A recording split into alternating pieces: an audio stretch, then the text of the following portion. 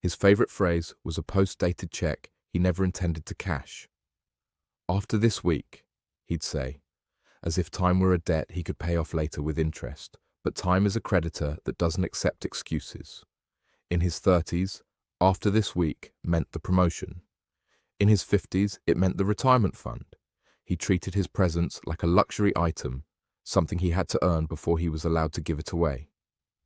He sat at the dinner table, but his spirit was always 7 days ahead, living in a future that was perpetually a week away. He told himself he was building a bridge to them, never noticing the water was rising faster than he could build. Last Tuesday, his 6-year-old grandson stood by his desk, holding a tattered book.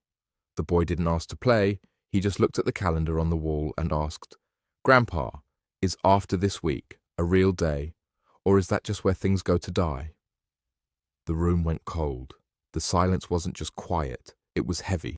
He looked at the boy and realized that after this week wasn't a schedule. It was a wall. He had been walking around with the arrogant, comfortable delusion that later was a destination he would eventually arrive at. He realized he hadn't been working for his family. He had been practicing their absence.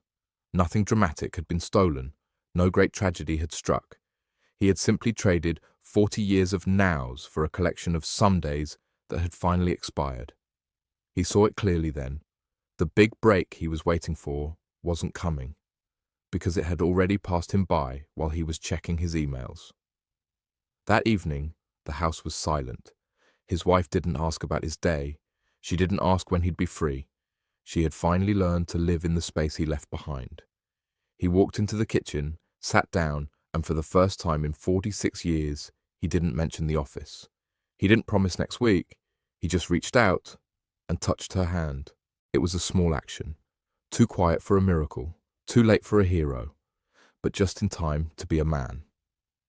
Time doesn't steal your life in one grand robbery. It takes it in the small change of every later you chose to spend. Stay in the room. Start now.